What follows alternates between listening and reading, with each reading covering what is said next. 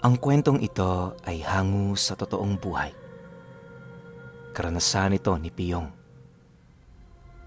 Taong 1977, Paracale, Camarines Norte.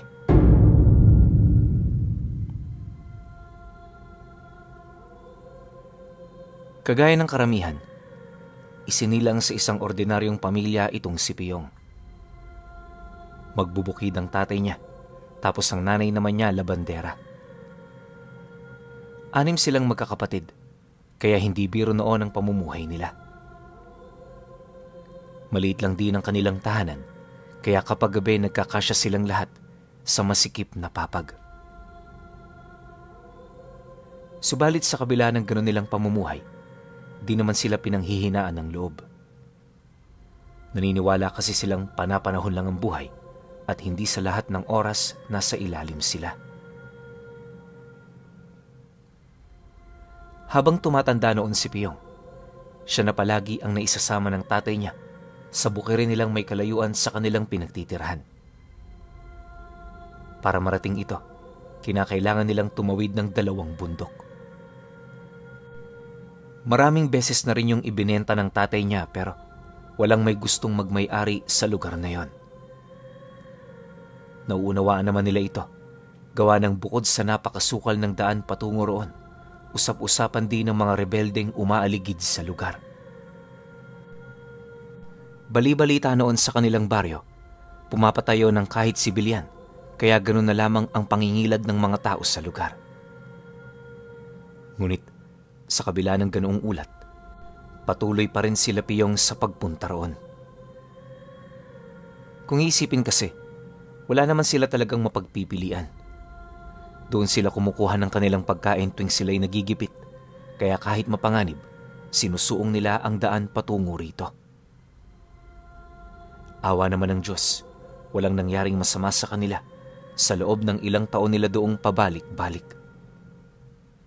Sila na rin mismo ang nagpatunay na bulaan ang kwento ukol sa mga rebelding grupo, subalit hindi sila pinaniwalaan ng kanilang mga kababaryo.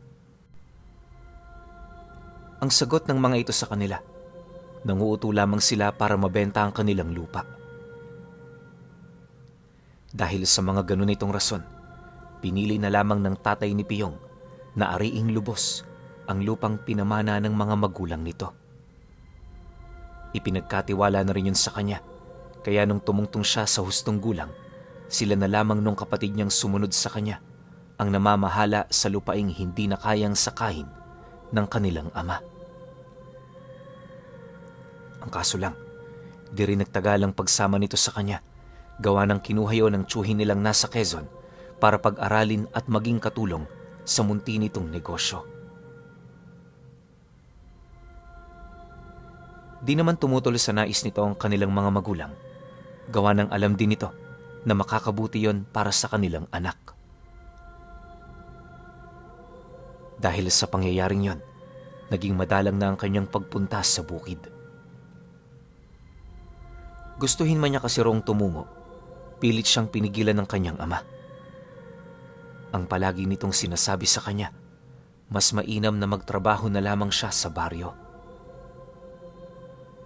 Medyo delikado rin kasing pumunta roon ng nag-iisa dahil maliban sa layo ng lugar, marami rin doong umaaligid na mababangis na hayop.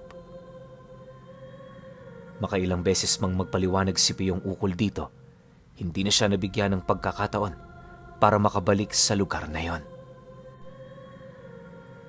Sa halip kasi na magsaka siya sa kanilang lupa, inutusan siya ng tatay niya na sumama sa mga kakilala nitong minero ng ginto. Dati nang sumasama roon ang tatay niya, pero dahil sa rayuman nito, tumigil na yon sa pagtatrabaho. Ang tanging pinagkakaabalahan na lamang nito sa kanilang tahanan ay ang pagtatanim ng gulay sa likod ng bahay. Yung nanay naman niya, mas naging puspusan ng trabaho, kaya kahit mahirap sa kanyang talikuran ang lupain nila sa bundok, pinili niyang sundin ang utos nito. Ani ng tatay niya, mas madali roon ang pera, kaya wag na siyang magreklamo. Marami kasi silang bayarin na halos buwan-buwan, yun na lang ang kanilang iniisip. Ultimo mga kapatid niya, apektado na rin. Kaya kahit mabigat yun sa kanyang loob, nagpumilit pa rin siyang magtrabaho bilang isang minero. Sa mga unang buwan ng kanyang trabaho, aminado siyang hindi ito naging madali.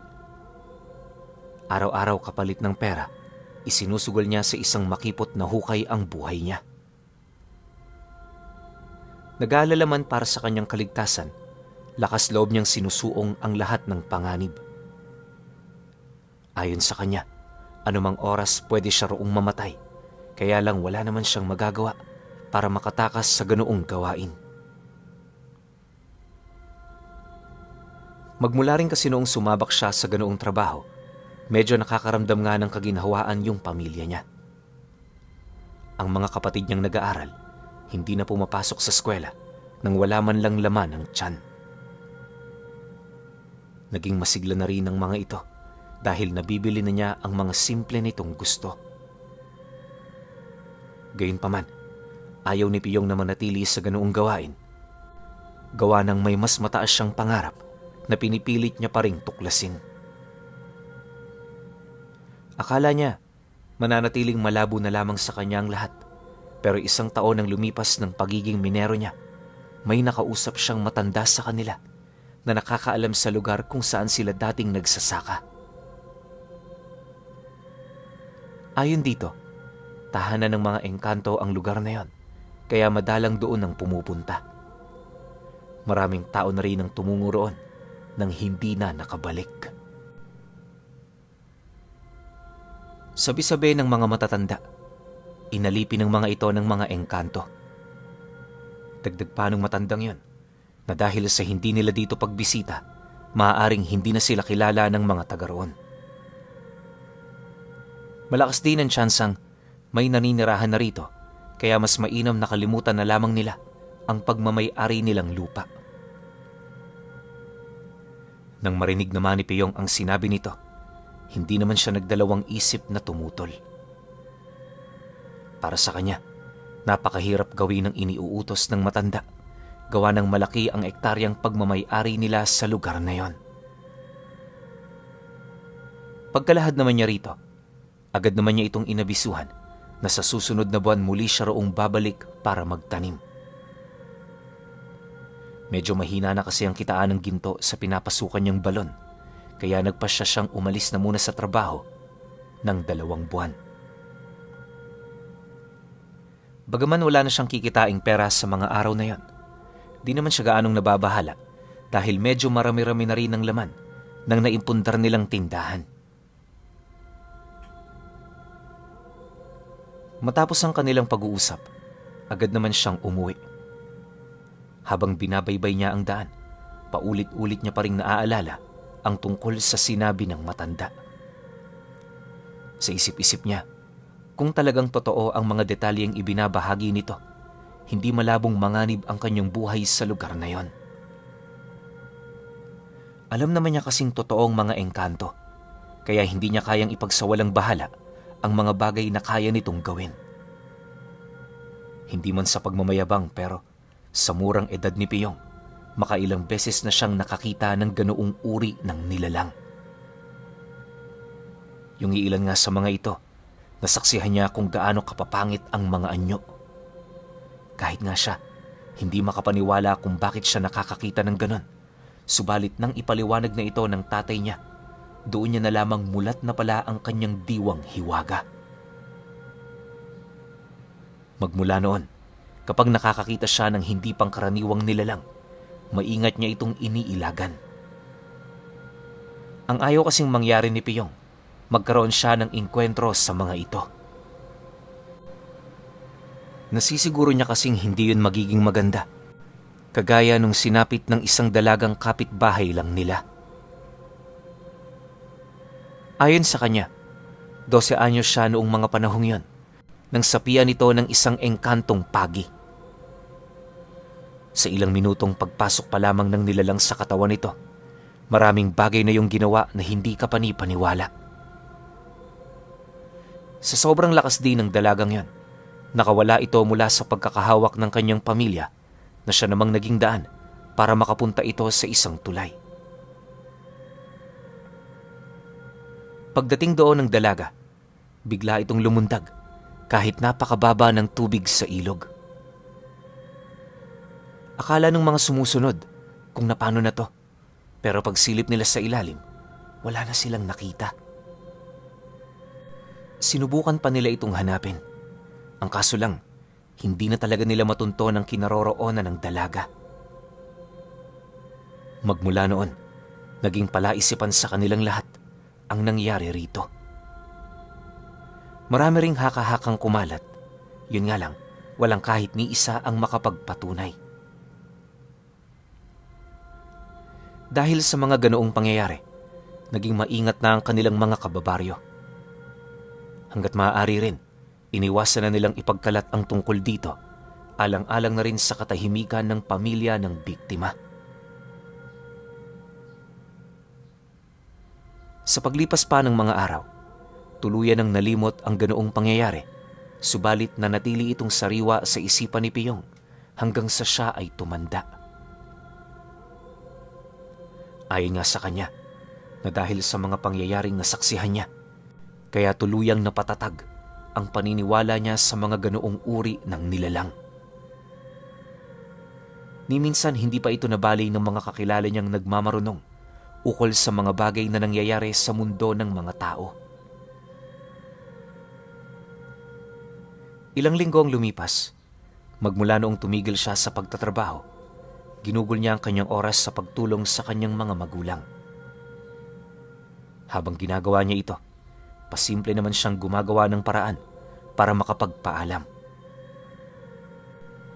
Di kasi siya noon basta-bastang nakakaalis sa kanila, lalo na kung walang permisong nagmumula sa kanyang ama. Isang hapon, matapos naman niyang masabuyan ng tubig ang kanilang mga pananim, bahagya naman siyang natigilan nang masipat niya ang kanyang ama na dahan-dahang naglalakad papalapit sa kanya.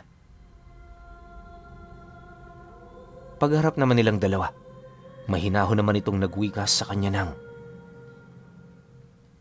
"Piyong anak, pwede bang pumunta ka sa bukid bukas?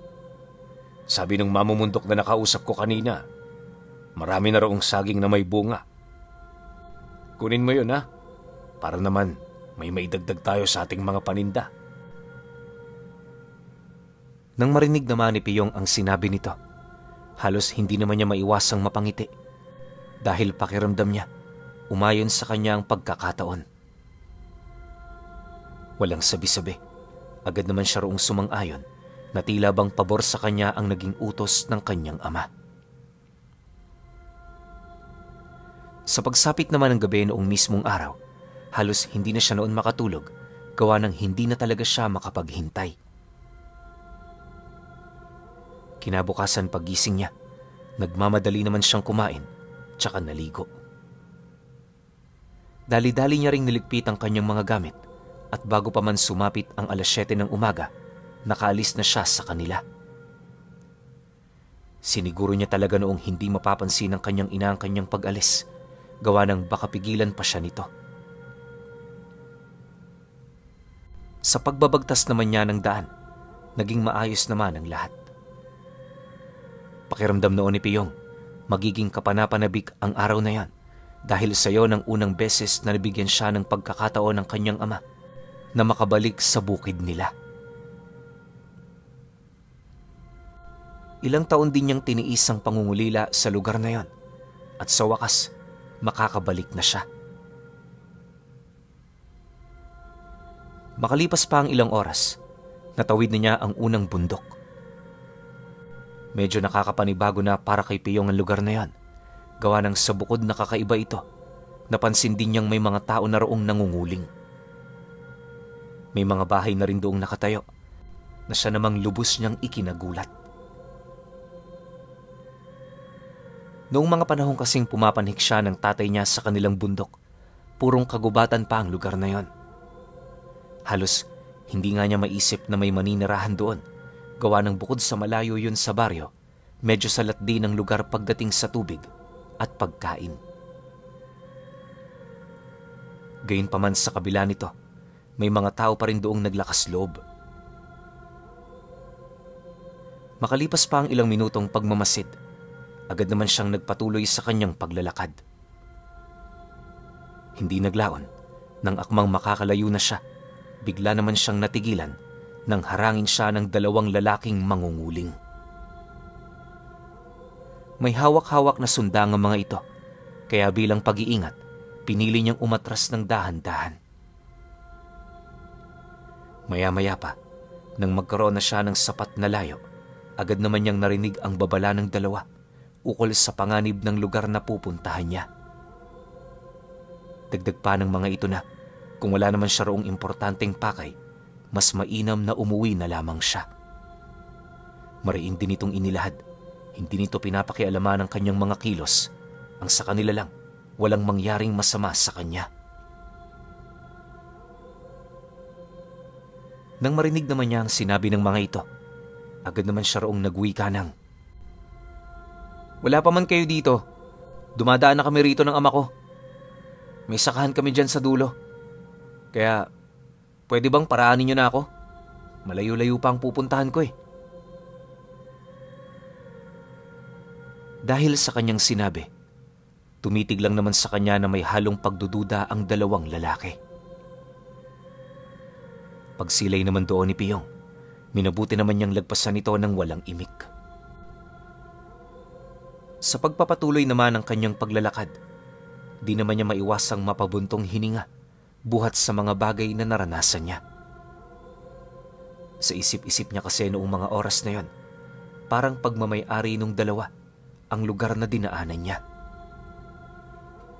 Hindi rin niya may pagkakailang kahambugan ng mga ito dahil sa pamamaraan ito ng pagtatanong.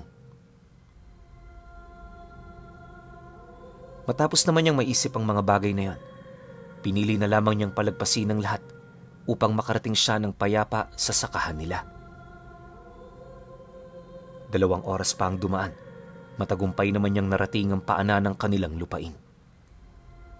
Mula roon, sinalubong siya ng mga nagsisitaasang damo, kaya hindi na niya gaanong masipat ng maayos ang buong paligid nito. Yung kubo namang iniwan nila sa lugar na yon, nakatayo pa pero halos pamahaya na ng kung ano-anong hayop. Kapansin-pansin din ang kakaibang presensya sa lugar na animoy meron doong tumira noong mga panahong wala sila. Makalipas pa ang ilang minuto, habang nagpuputol siya ng mga saging na may bunga, may nakita siyang anino ng isang babaeng nakatingin sa kanya mula sa malayo.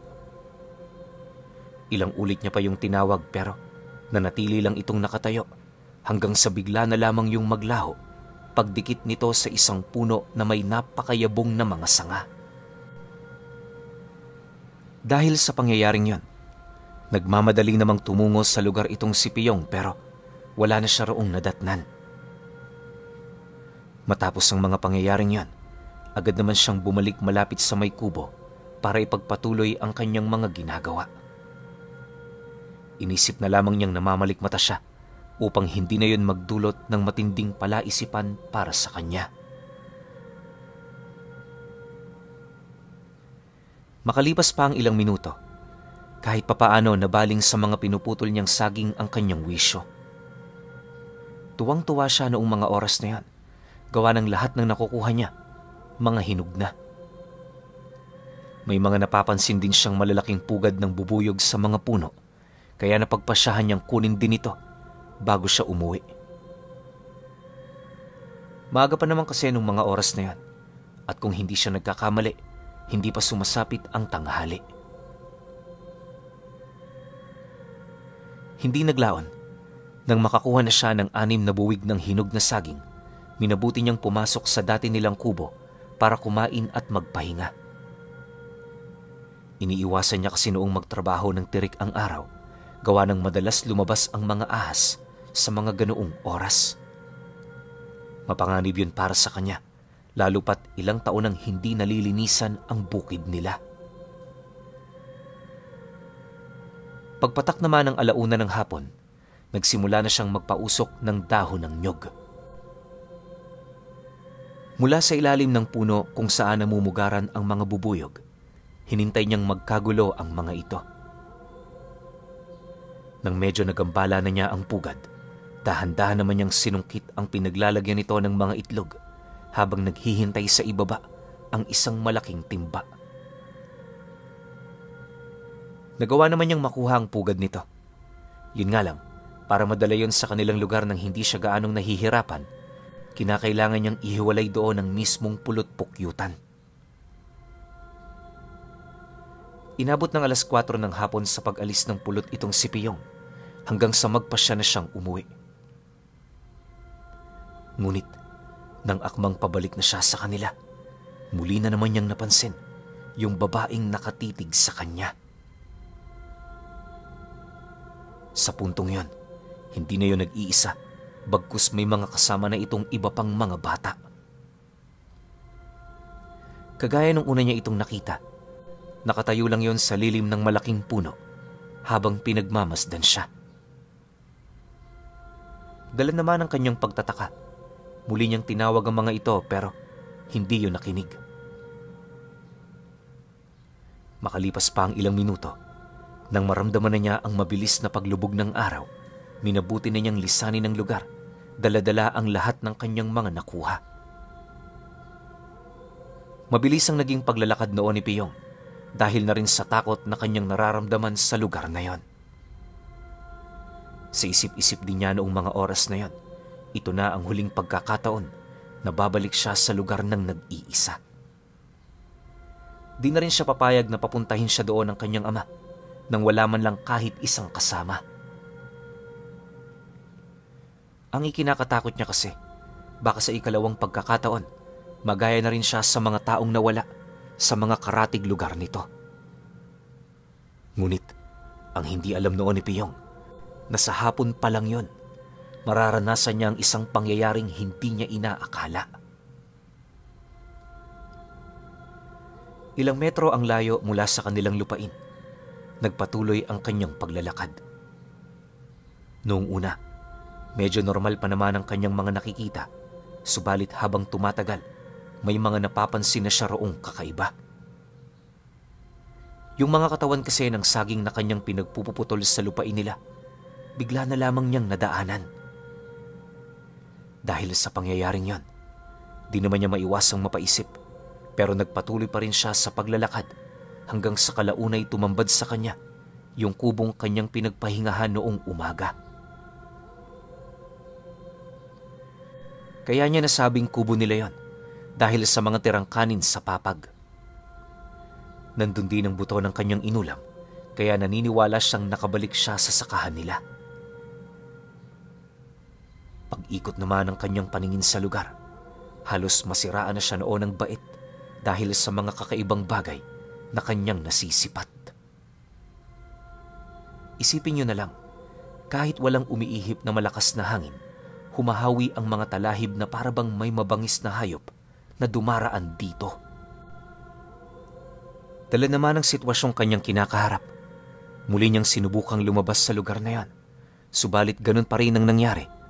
Hanggang sa kalaunay tuluyan na ngang tumalikod ang araw. Pagbalot naman ng kadiliman sa buong lugar, tulala naman siyang nakaharap sa kubo na minsan niyang pinagpahingahan. Habang ginagawa niya ito, may kung anong bagay ang nagdadala sa kawalan ng kanyang wisyo. Maya-maya pa, nang medyo kumalma na ang nararamdaman niya, doon na niya sinimulang tanungin ang kanyang sarili ukol sa ginagawa niya sa lugar na yon. Gustuhin man sana niyang umuwi ng ganoong oras, pinili na lamang niyang manatili sa loob ng kubo upang doon na magpalipas ng magdamag. Dahil sa walang kadala-dala noon si Piyong, habang maaga pa naghanap na siya ng pwede niyang magagamit sa gabi. Ang kanyang unang kinuha noon ay yung mga tuyong talahib na pwede niyang magamit pampausok at pampaapoy. Kailangan niya rin kasing gumawa ng siga sa labas upang magkaroon siya ng kakayahang makaaninag ng paligid sa paglalim ng gabi. Naniniwala siyang importante ang ganoong bagay dahil wala siyang kaide-ideya kung ano na ang nangyayari sa kanya noong mga oras na yon. Nag-aalala man si Piyong ukol sa magiging galit ng tatay niya sa kanya minabuti niyang pagtuunan muna ng pansin ang mga nangyayari noong mismong gabi. Pagkaraan pa ng ilang oras, wala naman siyang ibang ginawa kundi ang magmasid. Kahit nakahanda na ang kanyang higaan noon, di pa rin siya humiga, gawa ng pakiramdam niya may mga matang tumitingin sa kanya. Habang tumatagal, mas lalo ring nawawala ng bait itong si Piyong, buhat sa matinding takot. Isipin niyo na lang, nagpalipas siya ng gabi sa isang liblib na lugar na wala siyang ideya sa mga panganib na makakaharap niya.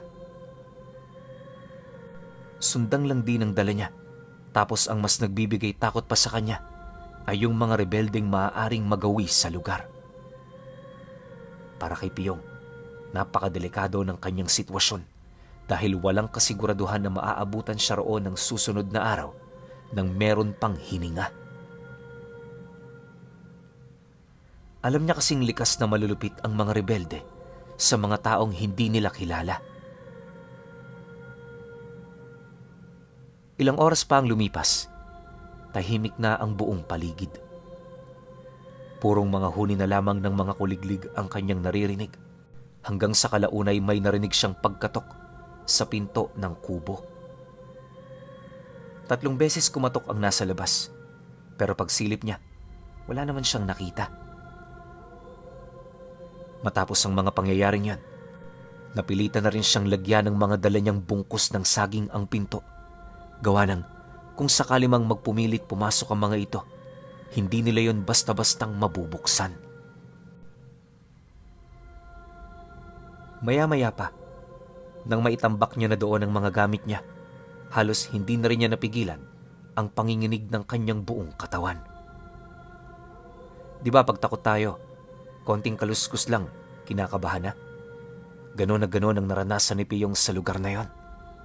Labis-labis din ang kanyang pagdarasal na sana hanggang doon na lamang ang mga mangyayari, pero di pa man siya naaabutan ng madaling araw, muli na naman siyang nakaramdam ng kakaiba sa lugar na yon. Habang nakaupo kasi siya sa isang tabi, napansin niyang parang umuuyog yung mga dingding ng kubo. Hindi niya mawari kung ano ang mga nangyayari, pero sa tuwing gumagalaw ang mga ito, nakakarinig siya ng isang malakas na dagungdong sa labas. Dala naman ang kanyang pag-aalala, dahan-dahan niyang sinilip ang paligid kung saan doon tumambad sa kanya yung isang dambuhalang nilalang na halos kasing taas ng puno. Kagayang-kagaya ng taong wangis nito pero may abnormal yung laki.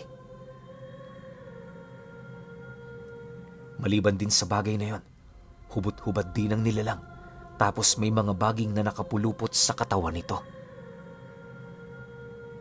Di kalayuan kung saan yun naroroon, nasipat ni Piyong ang isang dalaga na animoy ito ang nagmamay-ari sa nilalang na yon.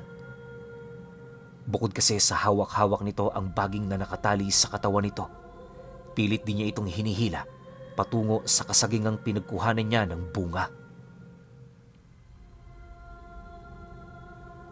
Dahil sa pangyayari, pasimple namang tumungo si Piyong sa likod ng kubo para gumawa ng madaraanan.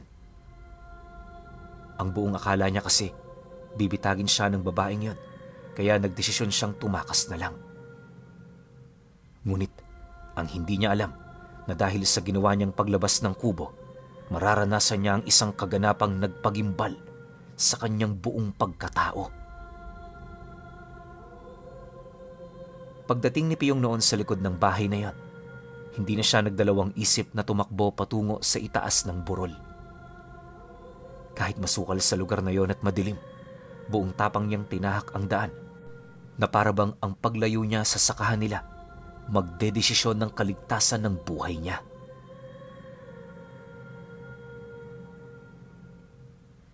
Makalipas pa ang ilang minuto, nang makausad na siya ng bahagya, bigla naman siyang napatigil nang masipat niya ang 3 banog na lumapag sa kanyang harapan. Paglapat ng mga paa nito sa lupa, bigla itong naging isang mabangis na aso na nagmamadali namang tumakbo patungo sa looban ng kakahuyan.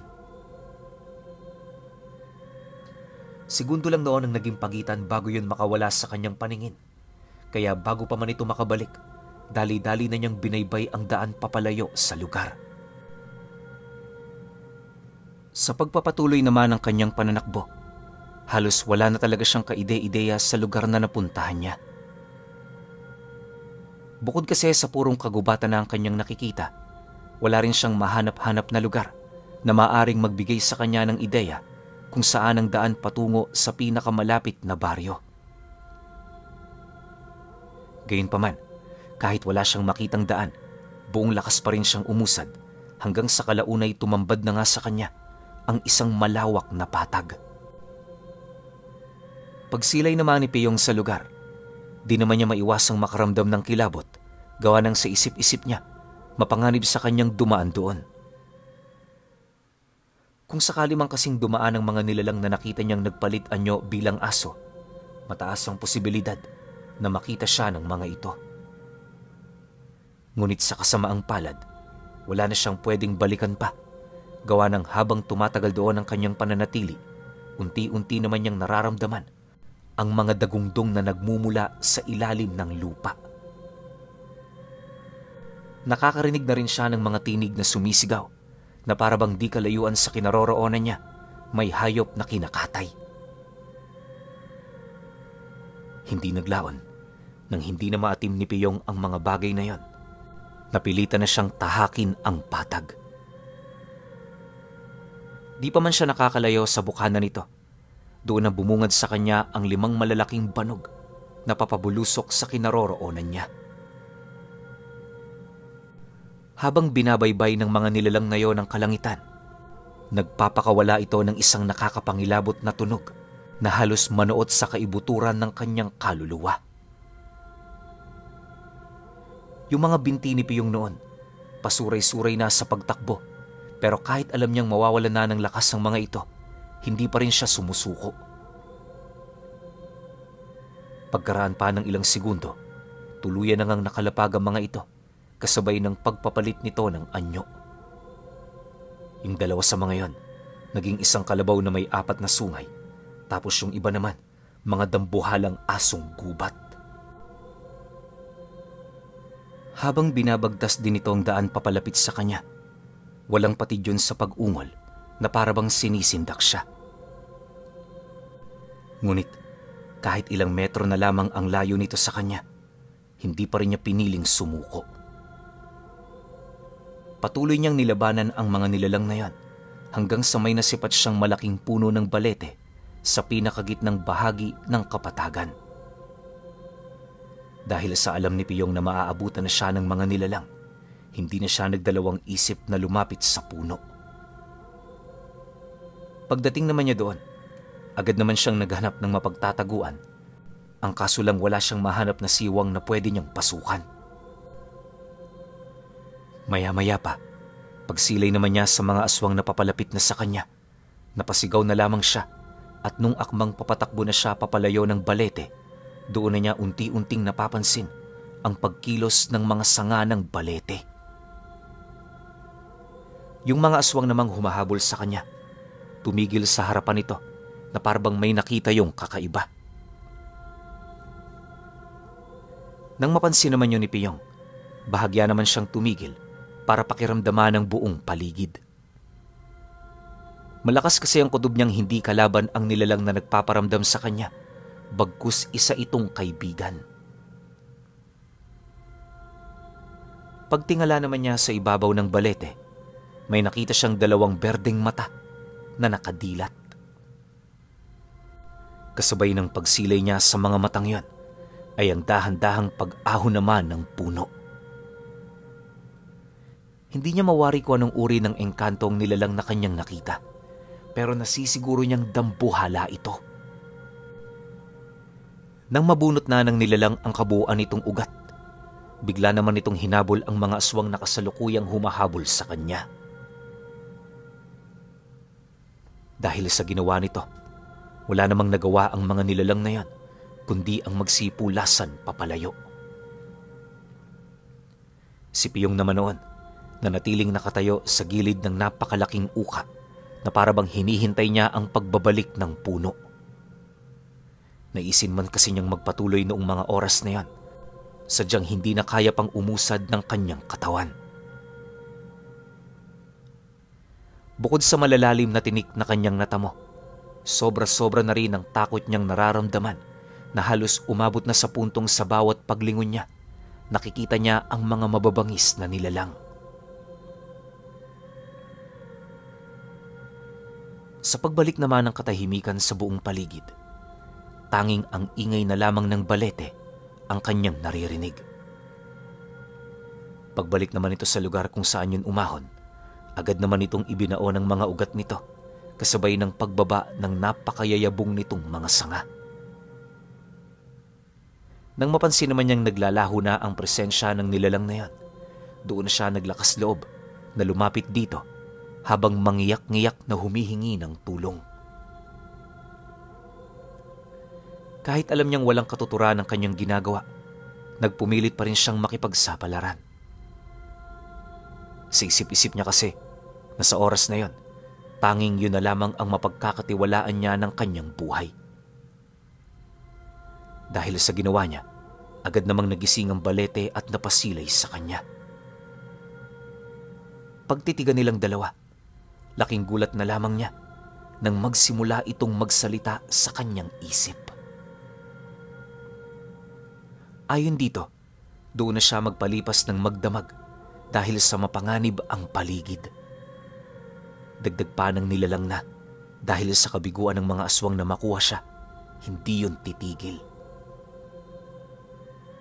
Kinakailangan niya itong paghandaan, gawa ng may posibilidad na madamay ang kanyang pamilya sa gagawin ng mga ito. Nabanggit din ng balete na ang mga bahay-bahay na nakatayo sa likuran ng bundok ang kasalukuyang pinagpupugaran ng mga ito. Alam ng nilalang na yon na nakaengkwentro na niya ang mga aswang na humahabol sa kanya, buhat sa mga markang naramdaman nito sa kanyang damit. Matapos naman yung marinig ni Piyong, minabuti naman niyang manatiling tahimik. Sa mga oras kasing yon, hindi niya pa mawari kung ano ang nangyayari sa kanya. Ipinagdarasal na lamang niya na sana'y isang masamang panaginip ang mga nasaksihan niyang kaganapan. Sa paglalim pa ng gabi, tuluyan na nga niyang hindi na malayan na nakatulog na pala siya. Kinabukasan pagising niya, nadatnan niya ang kanyang sarili sa paanan ng unang bundok na kanyang dinaanan. Napakalapit na rin ito sa kanilang tahanan, kaya pagtayo niya, agad naman niyang tinahak ang daan papauwi ng bahay nila. Pinaghalong takot sa nilalang at sa kanyang ama ang kanyang naramdaman, pero pinilit pa rin niyang umuwi upang ipaalam dito ang totoo. Wala man siyang maisip kung ano ang madaratnan niya sa kanyang tahanan. Ang nais lang niya noong mangyari, muling masilayan ang kanyang mga magulang. Pagpasok naman niya sa loob ng bahay nila, agad namang tumambad sa kanya ang tatay niya na nakaupo sa harap ng hapagkainan. Nanlilisik ang mga mata nitong tumitig, indikasyon na hindi nito nagugustuhan ang kanyang ginawa. Bago pa man makalapit si Piyong sa kinaroroonan nito, galit na galit naman siyang tinanong ng tatay niya. Muli rin itong ipinaalala sa kanya na wala sa kanilang usapan na uumagahin siya. Mariin din itong inilahad, siguraduhin niya lamang na may maganda siyang dahilan, dahil kung wala, ang latigo nito ang siyang kakausap sa kanya. Nang marinig naman ni Piyong ang sinabi ng tatay niya, mangiyak-ngiyak naman itong lumapit habang inilalahad ang tungkol sa mga nangyari. Isipin ninyo, matapang at malaking tao itong si Piyong, pero napaiyak siya nung mga naranasan niya. Kahit sino naman siguro, ganun talaga ang mararamdaman, lalo na kung yon ang unang beses na makasilay ka ng ganoong uri ng nilalang. Pagbanggit naman niya ng tungkol sa mga aswang, agad naman itong nakuha ang atensyon ng tatay niya. Ramdam din niyang nakikinig yun sa kanya, kaya hindi na siya nagdalawang isip na ilahad dito ang totoo. Matapos naman niyang maibahagi ang lahat ng nangyari, agad naman niyang napansin ang tila bang pagkalma nito. Pagsilay naman ito sa kanya, nagulat na lamang siya nang marinig niya itong magwika ng, "Masaya ako't nakauwi ka na. Huwag kang mag-alala. Mula sa araw na ito, hindi na kita papahintulutang bumalik roon ng walang kasama. Sige na anak, magpahinga ka na muna. Mamayang hapon na lang tayo mag-usap." Nang marinig naman niya ang sinabi nito, hindi na siya nagsalita pa. Sa halip, tahimik na lamang niyang sinunod ang utos nito sa kanya. Pagpasok niya sa kanilang palikuran, dali-dali naman siyang naligo at nagpalit ng damit. Matapos nun, agad siyang tumungo sa sulok ng kanilang papag para magpahinga buong maghapon. Iniinda niya pa kasi noon ang mga sugat sa kanyang paa, dahilan para manghina siya at hindi makakilos ng maayos. Pagtungtong naman ng 4:00 ng hapon, nagising itong si Piyong buhat sa ingay ng nanay niya. Sa sobrang galit kasi nito, imbis siya ang sermonan nito, naibaling nito sa kanyang ama ang matindi nitong galit. Dahil sa pangyayaring yon, agad naman siyang bumangon para magpaliwanag. Ngunit sa kasamaang palad, hindi siya nito pinakinggan dahil ang buong akala nito, nagdadahilan lamang siya. Dagdag pa ng nanay niya, kailangan nila ang mga saging na yon, gawa ng ubos na ang bigas nila. Yun sanang ipapalit nito sa kanin, pero dahil sa walang dala itong si Piyong, mapipilitan itong bumili sa merkado. Dahil sa sinabi nito, wala naman siyang nagawa kundi ang humingi ng tawad. Iniwasan na rin niyang sumagot, gawa ng kahit bali-balik na rin man ang sitwasyon, aminado siyang siya ang may kasalanan. Matapos naman niyang mapagalitan, agad naman itong naglakad patungong merkado. Hinayaan lang naman nila ito, gawa ng ayon sa tatay niya, wala itong kaalam-alam sa mga nangyayari. Sa pagsapit naman ng gabi, naging maayos naman ang lahat. Ganun pa rin naman ang ganap sa kanilang bahay. Sabay-sabay silang maghahapunan habang pinag-uusapan ang tungkol sa mga trabaho nila kinabukasan. Upang mas mapadali naman ang paghilom ng kanyang mga sugat, inabisuhan siya ng tatay niya na wag na munang magtrabaho. Siya na muna ang magbantay sa kanilang pamamahay habang nag-aasikaso yon sa kanilang pwesto. Nang marinig naman niya ang tungkol dito, tumangulang naman siya, hudyat ng kanyang pagsang-ayon. Di naman yun pinansin ng nanay niya, gawa ng galit na galit pa ito sa ginawa niya.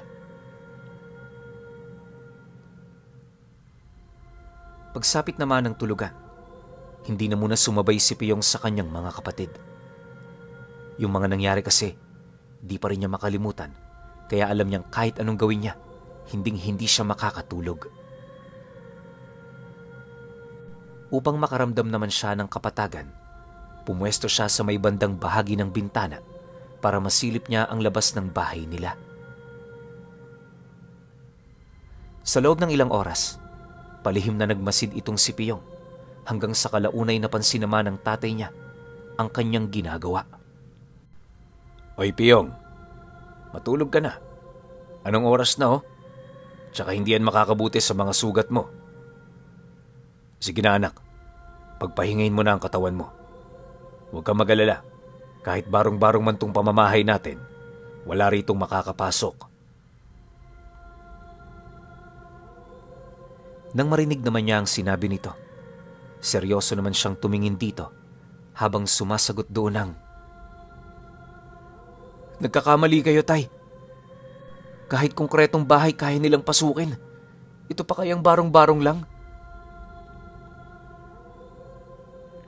Pagkalahad naman niya ng mga katagang yon, agad naman niyang pinasilip ang kanyang ama sa labas upang makita nito ang mga malalaking banog na paikot-ikot sa itaas ng bahay nila. Noong una medyo hindi pa ito nasisilayan ng kanyang ama. Pero sa katagalan, napansin na rin ito ang mga nilalang na kanyang tinutukoy. Malayo naman yun sa kanila pero ang hindi maunawaan ng tatay niya, bakit parang kakaiba ang kilos nito? Hindi rin ugali ng mga banog ang Manila tuwing gabi, gawa nang sa umaga lang sila aktibo. Dahil sa ganoong pangyayari, agad namang inilabas ng kanyang ama ang mga sundang na kalimitan nilang ginagamit noon sa pagtatabas ng kahoy. Kahit kasi hindi pa nito nakukumpirma ang kanyang ibinahagi, malakas ang kutob nito na meron yung posibilidad.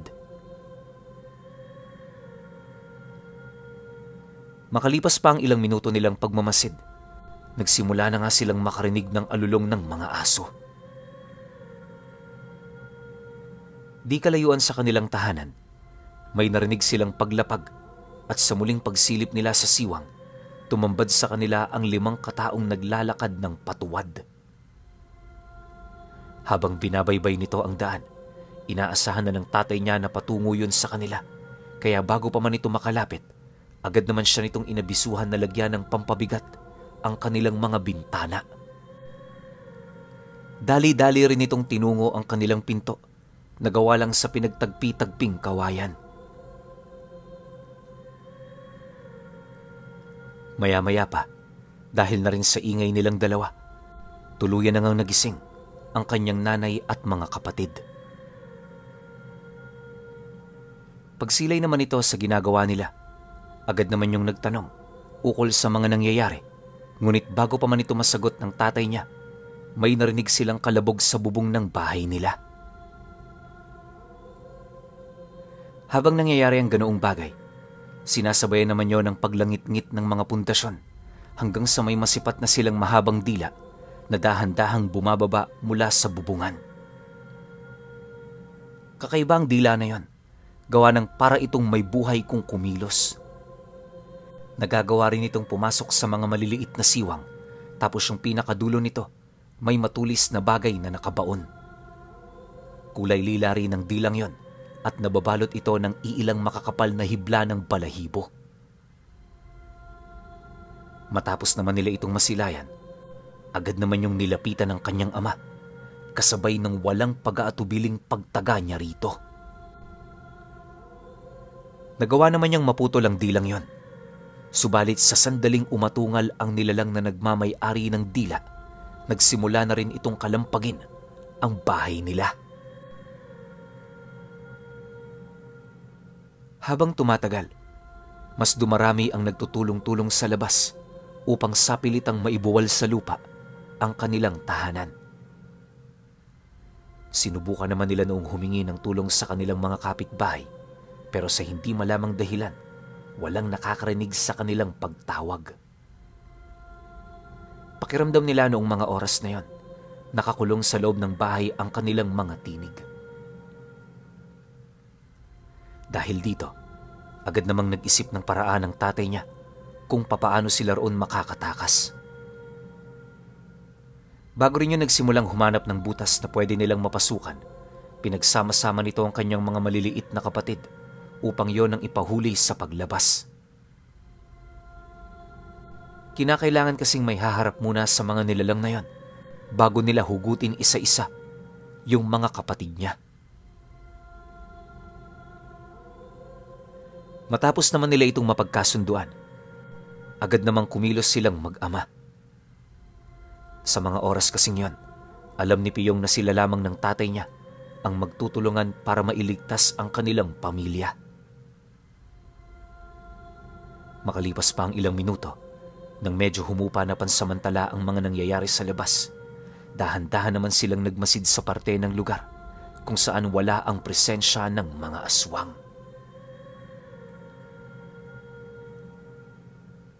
Pagsilay naman nila sa likurang parte ng bahay na walang nilalang, agad naman doong gumawa ng butas ang tatay niya, sabay labas. Sinundan naman yun ni Piyong tapos ng kanyang ina, bago niya hugutin pa isa-isa yung mga kapatid niya.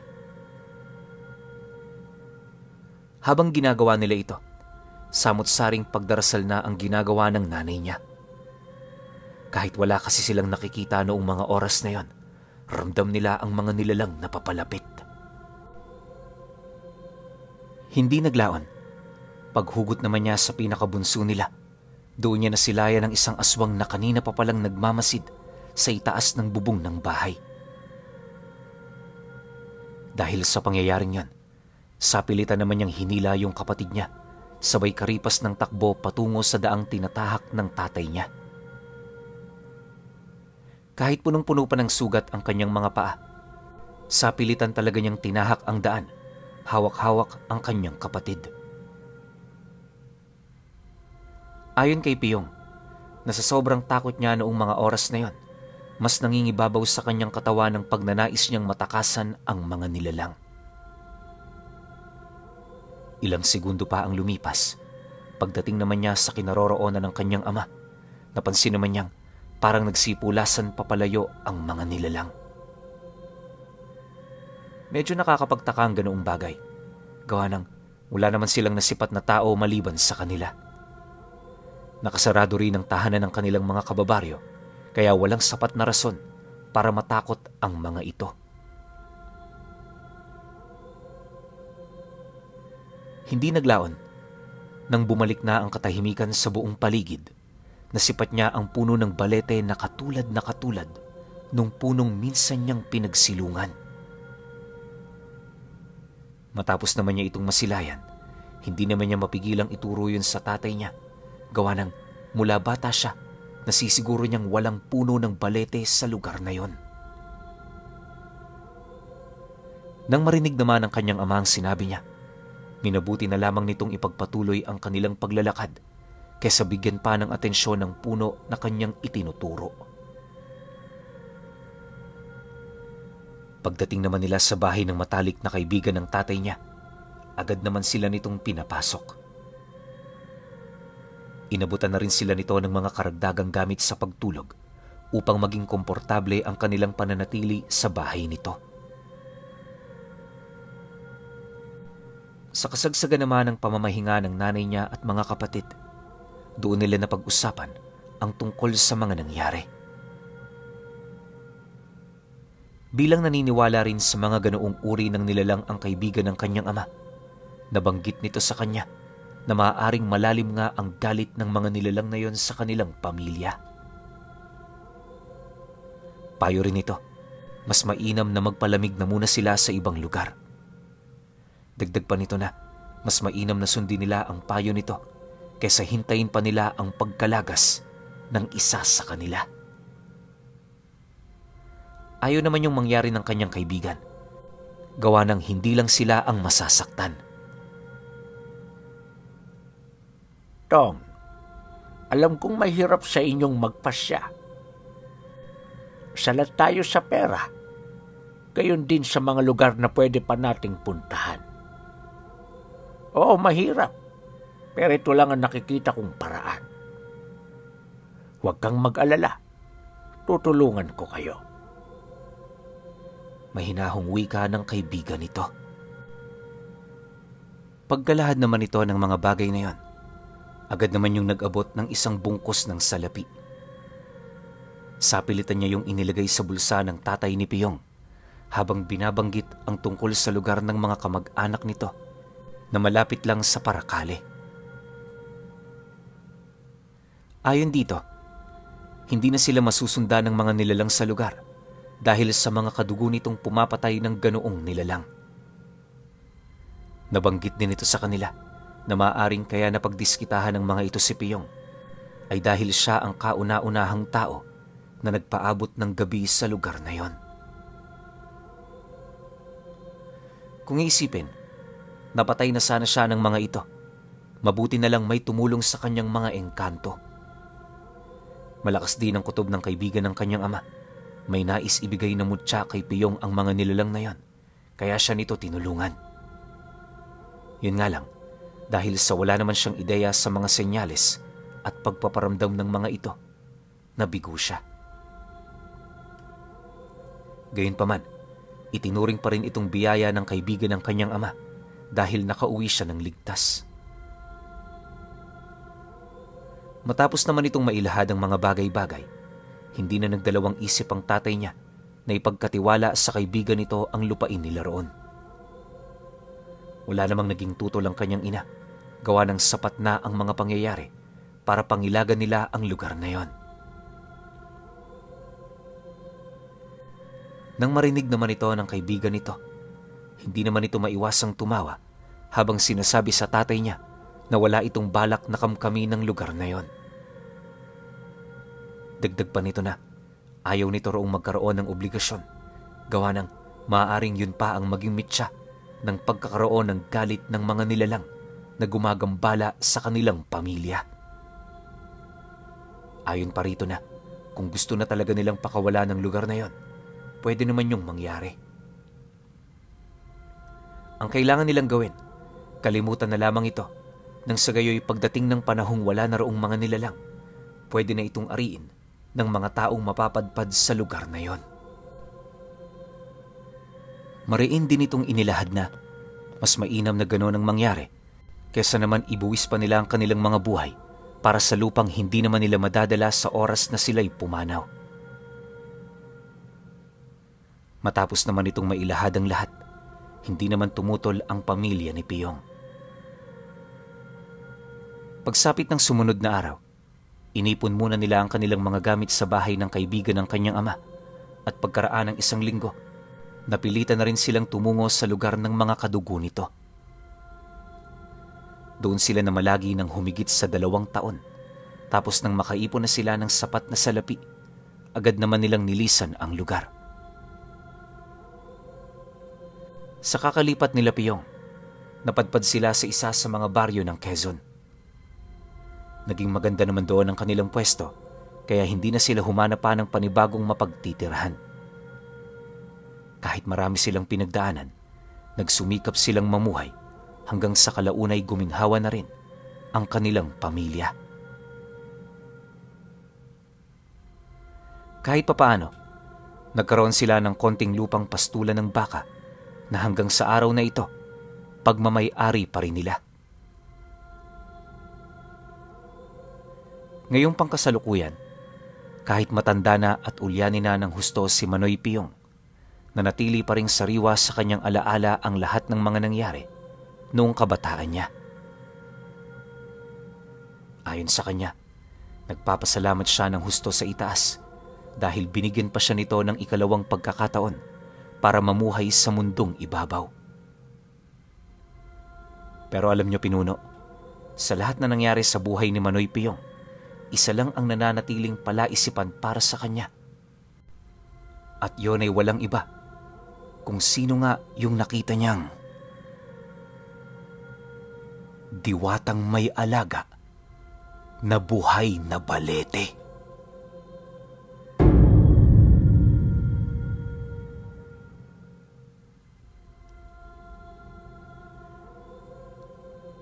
Okay. Opinyon ko sa kwento. Ito yung mga magagandang klase ng kwento na sobrang simple, pero pag ipapasok mo yung sarili mo sa loob ng kwento na to, makakaramdam ka ng halo-halong emosyon. Pero syempre, pinakaangat na emosyon na mararamdaman mo, takot at pagtataka. Diba? Kasi parang wala naman sa background nila Piyong na yun nga, inaaswang sila nung kabataan nila. Naiengkanto, oo, meron. Pero yung mga aswang, first time niyang makasilay ng ganun, kaya sobrang takot na takot tong si Piyong. Tapos makakita ka pa ng higanting balete na may kasamang diwata. Di ko lang sigurado kasi parang wala naman nabanggit na diwata yung nagmamay-ari dun sa buhay na balete. Parang engkanto lang eh. Pero kasi ako sa palagay ko, kung parehas kayo ng rango na pareho kayong engkanto, eh hindi kayo pwedeng maging, alam niyo yun, na maging bataan mo yung isa. Pwede kung maharli kang engkanto ka. Kung may dugo kang maharli ka.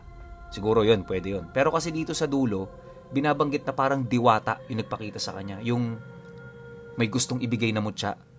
Alam niyo sa akin, kung ako tong nasa loob ng kwento ni Piyong, mas magiging tanong sa akin habang buhay, kung ano kaya yung mutya na ibibigay ng diwata o engkanto na yun sa akin. Diba? Well, mapapatanong ka rin kasi kung sino nga ba talaga yun. Pero yung ibibigay nun, di ba mas katanong-tanong yun? Para sa akin lang yun ha. Yun lang yung nakita ko rito sa kwento na to. Pero yun nga, masasabi ko overall, Nakakakilabot tong kwento na to, lalo na kung kayo yung nasa sitwasyon ni Piyong na wala naman talaga kayong kaalam-alam. Nabuhay lang si Piyong dahil sa 100% swerte siya. Kasi nga, may gustong ialay yung diwata sa kanya. Kaso lang, di niya na nakuha yun. Siguro, hanggang pagtanda niya, di niya na nakuha. Kasi nga, sabi rito, palipat-lipat na sila ng lugar eh. So, hindi na siya sinundan ng diwata. No? Sayang lang yun talaga. Yun lang talaga yung pinaka nang hinayang ako sa kwento na to. Kala ko nga magiging series eh. Kasi babalikan ni Piyong yung diwata, tapos magiging kaibigan, pati yung buhay na puno ng balete, magiging kaibigan niya, hanggang sa mabigay sa kanya yung mutya. Pero taliwas sa lahat na ng isip ko yung nangyari. Pero ako, goods na ako rito sa isang mahabang kwento na to. Pero syempre, kayo pa rin. Kung may opinion kayo sa kwentong ito, comment nyo lang sa baba. Yun lang. Hanggang sa susunod na kwento. Salamat.